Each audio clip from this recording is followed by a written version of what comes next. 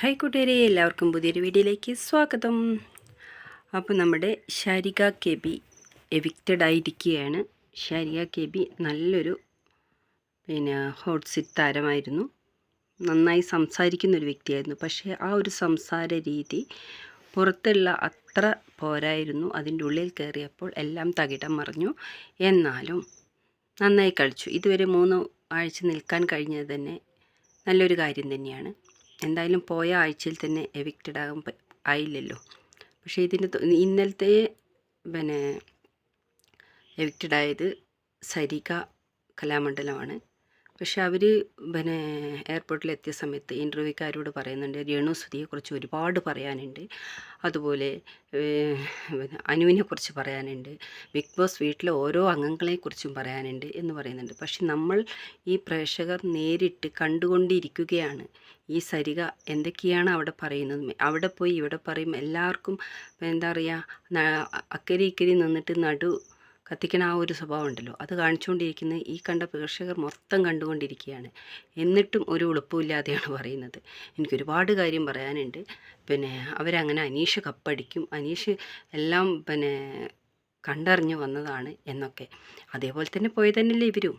പക്ഷേ ഇവരതുവരെ നിൽക്കാത്തതിന് എന്തിനു മറ്റുള്ളവർ പറയേണ്ട കാര്യമുള്ളത്? രേണു സുധി സാധാരണക്കാരിൽ സാധാരണക്കാരാണ് എന്നാണ് പറയുന്നത്.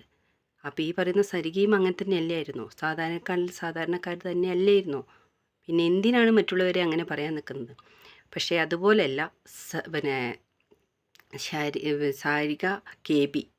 കാരണം വെച്ചാൽ അവർ ആ ബിഗ് ബോസ് വീട്ടിൽ അത്രയും ദിവസം നിന്നതുകൊണ്ട് അവർക്ക് ഒരുപാട് വിഷമമുണ്ട്. പക്ഷെ എന്നാലും ആ വിഷമങ്ങളൊന്നും പുറത്ത് കാണിക്കാതെ അവർ നല്ല ഹാപ്പി ആയിട്ടാണ് അവിടെ നിന്ന് പടിയിറങ്ങുന്നത്. എല്ലാവർക്കും വേണ്ടതുപോലെ മോട്ടിവേഷൻ ക്ലാസ് കൊടുത്തുകൊണ്ട്, എല്ലാവരോടും യാത്ര പറഞ്ഞുകൊണ്ട്, അത് മനസ്സിലാക്കിയ ലാലേട്ടൻ പിന്നീടും അവരെ എല്ലാവരെയും കാണിച്ചുകൊണ്ട് ആണ് ലാലേട്ടൻ അവിടുന്ന് യാത്രയാക്കുന്നത്. പക്ഷേ സരിക കലാമണ്ഡലത്തിന് ആ വിഷൻ റൂമിലേക്ക് വിളിപ്പിച്ചിട്ട് അവിടെ നിന്ന് തന്നെയാണ് പുറത്തേക്ക് കൊണ്ട് ഒരാളോട് പോലും യാത്ര പറയാനുള്ള അവസരം കൊടുത്തില്ല.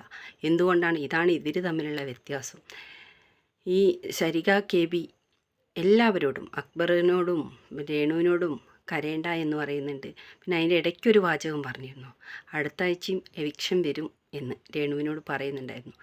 അതൊക്കെ ഓരോരുത്തരുടെ വിധി പോലെ ഇരിക്കും, ഓരോരുത്തരുടെ ഭാഗ്യം പോലെ ഇരിക്കും. പക്ഷേ ആരെയും കുറ്റപ്പെടുത്താത്ത രീതിക്ക് നല്ലൊരു മോട്ടിവേഷൻ കൊടുത്തുകൊണ്ടാണ് സരിക കെ ബി അവിടെ നിന്നും ബിഗ് ബോസ് വീടിൻ്റെ പടിയിറങ്ങുന്നത്.